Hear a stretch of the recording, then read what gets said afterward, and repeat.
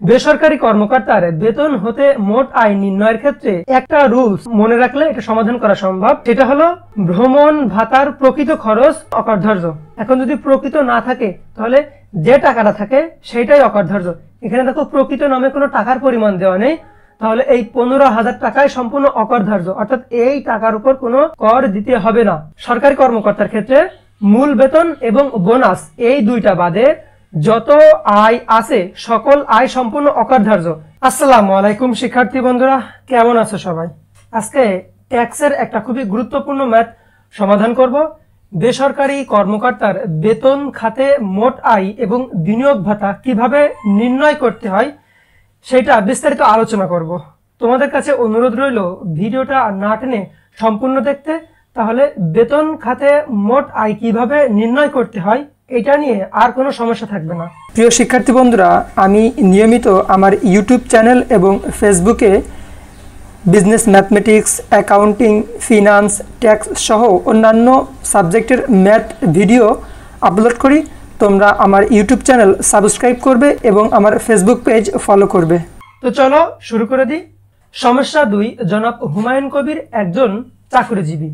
এখানে সরকারি চাকরিজীবী কথা উল্লেখ থাকতে পারে, এখানে সরকারি চাকরিজীবী উল্লেখ নাই, অর্থাৎ সরকারি কথাটা উল্লেখ নাই, এজন্য এটা বেসরকারি চাকরিজীবীর কর্মকর্তার একটা অঙ্ক। 30 জুন 2025 সালে তার বেতন খাতে আয় ছিল নিম্নরূপ।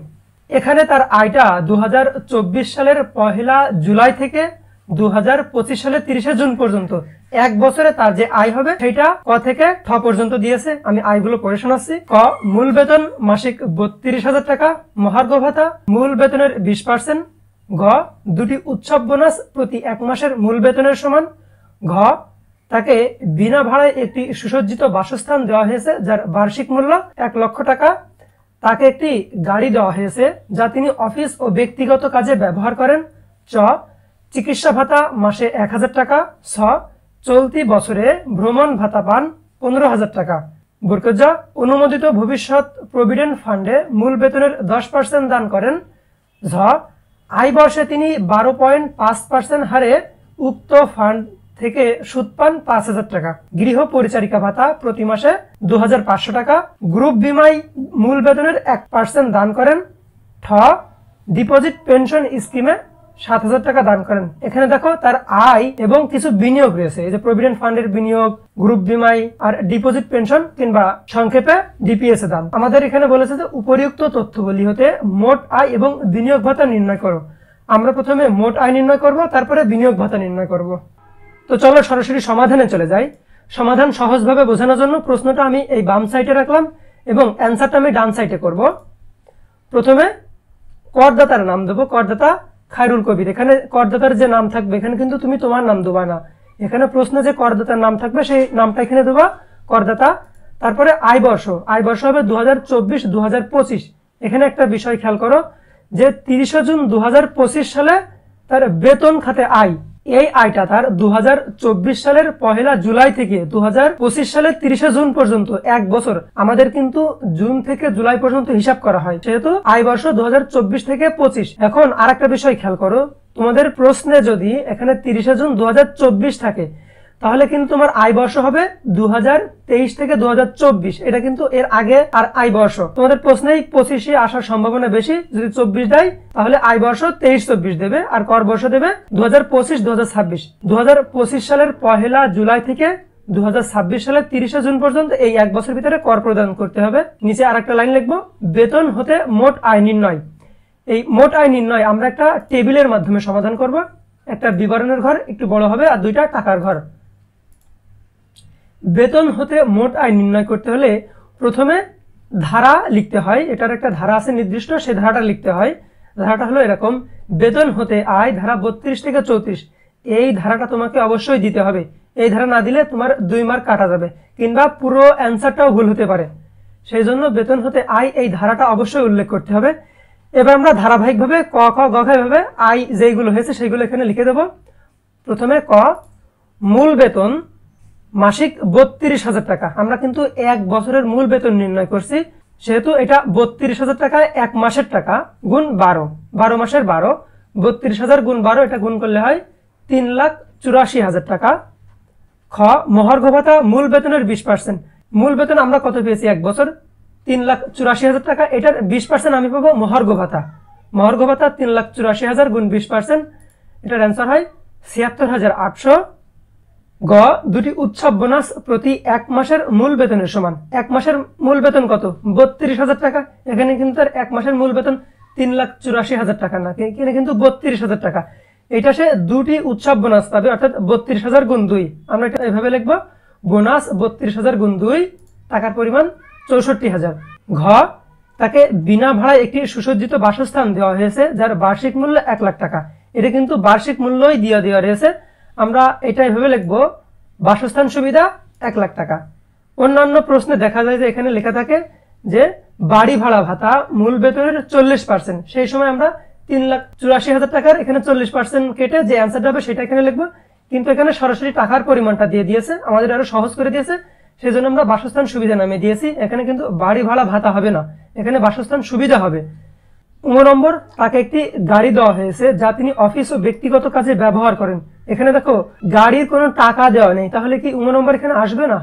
হ্যাঁ, এখানে অবশ্যই আসবে। এই গাড়ি দেওয়া হয়েছে না, এটা দুই ভাবে সমাধান করা হয়। প্রথমটা হলো 2500 সিসির কম হলে প্রতি মাসে 10,000 টাকা, আর 2500 সিসির বেশি হলে প্রতি মাসে 25,000 টাকা। এখানে দেখো কোনো সিসি উল্লেখ নাই, তো আমরা এটা ধরে নেবো এটা 1500 সিসির কম, এবং প্রশ্নের শেষে অর্থাৎ অ্যান্সারের শেষে এটা আমরা নোট দিয়ে দেবো 9 নম্বর যানবাহন সুবিধা। এটা যেহেতু আমরা ধরে নিয়েছি 2500 সিসির কম, সেহেতু 10,000 গুণ 12 1,20,000 টাকা। চ চিকিৎসা ভাতা মাসিক 1,000 টাকা, চিকিৎসা ভাতা 1,000 গুণ 12 12,000 টাকা। চলতি বছরে ভ্রমণ ভাতা পান 15,000 টাকা। বেসরকারি কর্মকর্তার বেতন হতে মোট আয় নির্ণয়ের ক্ষেত্রে একটা রুলস মনে রাখলে এটা সমাধান করা সম্ভব, সেটা হলো ভ্রমণ ভাতার প্রকৃত খরচ অকরধার্য। এখন যদি প্রকৃত না থাকে তাহলে যে টাকাটা থাকে সেটাই অকরধার্য। এখানে দেখো প্রকৃত নামে কোনো টাকার পরিমাণ দেওয়া নেই, তাহলে এই 15,000 টাকায় সম্পূর্ণ অকরধার্য, অর্থাৎ এই টাকার উপর কোনো কর দিতে হবে না। 4 নম্বর এভাবে লিখবো, ভ্রমণ ভাতা প্রথম ঘরে লিখবো 15,000 বাদ অকরধার্য সম্পূর্ণ এই 15,000 টাকা। এই 15,000 টাকার আমার কোনো কর দিতে হবে না, তাহলে এটা 15,000 থেকে 15,000 বাদ দিলে এখানে থেকে 0, তো আমরা এভাবে ডট ডট দিয়ে দেবো। বরকেত যা অনুমোদিত ভবিষ্যৎ প্রভিডেন্ট ফান্ডে মূল বেতনের 10% দান করেন। বেতন হতে মোট আয়ে বিশেষ করে বেসরকারি কর্মকর্তার অনুমোদিত ভবিষ্যৎ প্রভিডেন্ট ফান্ডে যে দানটা করে, কর্মী যে দানটা করে, নিয়োগকর্তা অর্থাৎ আমি যে প্রতিষ্ঠানে চাকরি করছি সেই প্রতিষ্ঠান সমপরিমাণে দান করে। ধরো যে আমি আকিস কোম্পানিতে চাকরি করি, আমি আমার মূল বেতনে 10% প্রভিডেন্ট ফান্ডে জমা করছি। এখন আকিস কোম্পানির আমাকে মূল বেতনের 10% প্রভিডেন্ট ফান্ডে জমা করবে, কর্মীও করবে এবং নিয়োগকর্তাও করবে। তো আমার এইটা যেহেতু বিনিয়োগ, সেহেতু এটা মোট আয়ের অন্তর্ভুক্ত হবে না। আর আকিস কোম্পানি যে অনুমোদিত ভবিষ্যৎ প্রভিডেন্ট ফান্ডে 10% দান করছে, এটা কিন্তু আমার আয়। তাহলে মোট আয় নির্ণয়ের ক্ষেত্রে অনুমোদিত প্রভিডেন্ট ফান্ডের এই 10% আসবে নিয়োগকর্তাটা। আর যখন আমরা বিনিয়োগ করব তখন এই বিনিয়োগের ভিতরে নিয়োগকর্তা এবং কর্মী দুইটাই আসবে। যখন বিনিয়োগ ভাতা নির্ণয় করব তখন এটা আরো ক্লিয়ার হয়ে যাবে। তাহলে এখানে অনুমোদিত ভবিষ্যৎ প্রভিডেন্ট ফান্ডের দান 3,84,000 টাকার 10%। এই যে মূল বেতন কত 3,84,000 টাকার এই 10%, তাহলে 3,84,000 টাকা 10% করলে হয় 38,400। ঝ নম্বর, আয় বর্ষে তিনি 12.5% হারে উক্ত ফান্ড থেকে সুদ পান 5,000 টাকা। ইনি যে ফান্ডে টাকা জমা করেছে ওখান থেকে সে 5,000 টাকা সুদ পায়। এই সুদের এন্ট্রিটা আমরা একদম শেষে সমাধান করব। ইং নম্বর, গৃহ পরিচারিকা ভাতা পান প্রতি মাসে 2,500 টাকা। ঝ গৃহ পরিচারিকা ভাতা প্রতি মাসে 2,500 গুণ 12 30,000 টাকা। ট গ্রুপ বিমায় মূল বেতনের দান 1%, এটা বিনিয়োগ। ঠ ডিপোজিট পেনশন স্কিমে দান, এটাও বিনিয়োগ। আমরা এখানে একটা এন্ট্রি বাদ রেখে সমাধান করেছিলাম, সেটা ছিল অনুমোদিত প্রভিডেন্ট ফান্ডের সুদ পাই। তো ঝয়ের পরে আমরা এখানে ইঙ্গ দেবো অনুমোদিত প্রভিডেন্ট ফান্ডের সুদ কিংবা প্রভিডেন্ট ফান্ডের সুদ এই 5,000 টাকা, এটা আমরা প্রথম ঘরে লিখবো। প্রভিডেন্ট ফান্ড থেকে যে সুদটা পাই এইটার সাথে একটা তুলনা করতে হয়। এর আগে আমার যে আয় হয়েছে, এই যে এই টাকার ঘরে যে আয়টা পেয়েছি আমি, এই টাকার 33% যে টাকাটা হবে এই টাকা যোগ করে এটা 33% এইটা থেকে এই 5,000 টাকা থেকে বাদ দেবো। বাদ দিয়ে যদি অতিরিক্ত থাকে তাহলে আমরা আউটে বসাবো। এখন যদি 5,000 টাকা থেকে এখানে বেশি আসে তাহলে আমরা এখানে বসাবো না। তো আমরা এটা এইভাবে লিখবো, বাদ অকরধার্য মোট বেতন। এই যে আমার এখানে মোট বেতন পেয়েছি না এই টাকাগুলো, এটার যোগফল হলো 8,25,200 গুণ 33%। এটা কিন্তু একটা রুলস, শর্টকাট একটা রুলস। তো এটা 33% করলে হয় 2,72,316। তো 5,000 টাকা থেকে এই টাকাটা বাদ দিলে কিন্তু মাইনাস ফিগারে চলে আসে, এই টাকার ভিতর আসবে না।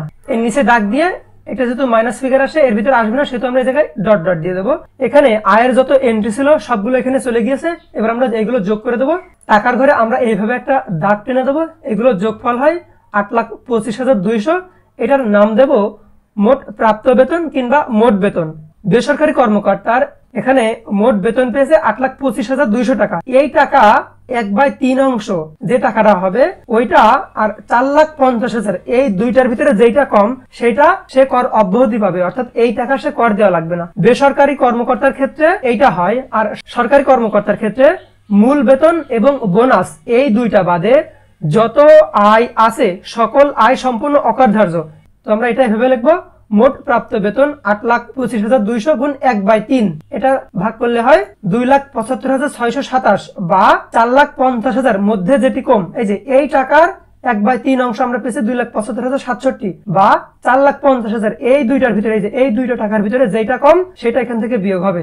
এখানে এই দুইটার ভিতরে কম কোনটা? 2,75,067। তো এটা বাদ হবে, এটা বিয়োগ করে টাকাটা হয় 5,50,133। এইটার নাম হলো বেতন হতে মোট আয়। এটা ছিল তার মোট প্রাপ্ত বেতন, আর এখান থেকে সে এই টাকাটা 2,75,000 সামথিং এই টাকাটা সে কর অব্যাহতি পেয়েছে, এই টাকা তার কর দেওয়া লাগবে না। তো এটা বিয়োগ করে আমরা যেটা পেয়েছি সেটার নাম দিয়ে দেবো বেতন হতে মোট আয়। এবার আমরা বিনিয়োগ ভাতা নির্ণয় করব। বিনিয়োগ ভাতা এটা একটা টেবিলের মাধ্যমে সমাধান করব, একটা বিবরণ আর একটা টাকার ঘর। এখানে দেখো বিনিয়োগের এন্ট্রি আছে মাত্র 3টা, বর্গজ নম্বর, ট নম্বর আর ঠ নম্বর। বর্গজ নম্বর আমরা এখানে একটা পার্ট নিয়েছি আর এখানে কিছু করব। আমি এখানে বুঝিয়েছিলাম বেসরকারি চাকরিজীবীর ক্ষেত্রে অনুমোদিত প্রভিডেন্ট ফান্ডের দান যেটা, সেটা কর্মীও করে এবং নিয়োগকর্তা করে। নিয়োগকর্তা যেটা করে সেটা আয়, সেটা মোট আয়ের অন্তর্ভুক্ত হয়েছে। আর বিনিয়োগ ভাতায় কর্মী এবং নিয়োগকর্তার দুইটাই তার বিনিয়োগ হবে। বিনিয়োগের ভিতরে নিয়োগকর্তা এবং কর্মীরটা যায়, আর মোট আয়ের ভিতরে শুধুমাত্র নিয়োগকর্তারটা যায়। তো আমরা এটা ভেবে লিখবো, অনুমোদিত ভবিষ্যৎ প্রভিডেন্ট ফান্ডের দান 3,84,000 টাকার 10%। এখন এটা কয়জনের অংশ? নিয়োগকর্তা এবং কর্মীর অংশ, সেজন্য আমরা এখানে 2 দিয়ে গুণ করেছি। এটার অ্যান্সার হয় 76,800। ট নম্বরে আছে গ্রুপ বিমায় মূল বেতনের 1% দান করেন। গ্রুপ বিমায় দান 3,84,000 গুণ 1%, এটা হয় 3,840। ঠ নম্বর ডিপোজিট পেনশন স্কিমে দান মাসিক 7,000 টাকা। ডিপোজিট পেনশন স্কিমের সংক্ষিপ্ত রূপ হলো ডিপিএস। ডিপিএস এ দান 7,000 গুণ 12। এই 7,000 কিন্তু প্রতি মাসে দেয়, এখানে দেখো মাসিক উল্লেখ করে দিয়েছে, সেহেতু এই জায়গায় 12 দিয়ে গুণ করলে আমরা পাই 84,000 টাকা। এখন ডিপিএস এ দানের ক্ষেত্রে একটা রুলস আছে যে যে টাকাটা পাবে এই টাকা এবং সর্বোচ্চ সীমা 1,20,000 টাকা, এই দুইটার ভিতরে যেটা কম সেটা এই আউটে যাবে। এই দুইটার ভিতরে কম কোনটা? 84,000। তো এই 84,000 এখানে আসবে, অর্থাৎ বিনিয়োগের অন্তর্ভুক্ত হবে।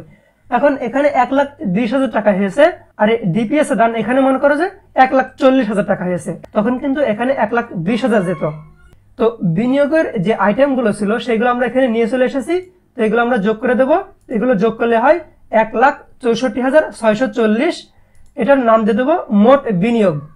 এখানে আমরা বাইরে থেকে কিছু রুলস অ্যাপ্লাই করেছি, সেগুলো আমরা নোট আকারে দিয়ে দেবো। তো আমরা এইভাবে নোট দেব, নোট বেসরকারি চাকরিজীবীর ভ্রমণ ভাতা মোট আয়ের অন্তর্ভুক্ত নয়। আমরা যে ভ্রমণ ভাতা 15,000 টাকা এটা বাদ অকরধার্য সম্পূর্ণ করেছি না, এটা কিন্তু মোট আয়ের অন্তর্ভুক্ত হয়নি, সেই জন্য আমরা এখানে এভাবে নোট দিয়ে দিচ্ছি, বেসরকারি চাকরিজীবীর ভ্রমণ ভাতা মোট আয়ের অন্তর্ভুক্ত নয়। প্রভিডেন্ট ফান্ডের সুদ মূল বেতনের 33% এর কম থাকায় মোট আয়ের অন্তর্ভুক্ত নয়। এখানে দেখো যে প্রভিডেন্ট ফান্ডের সুদ পাইলাম কত?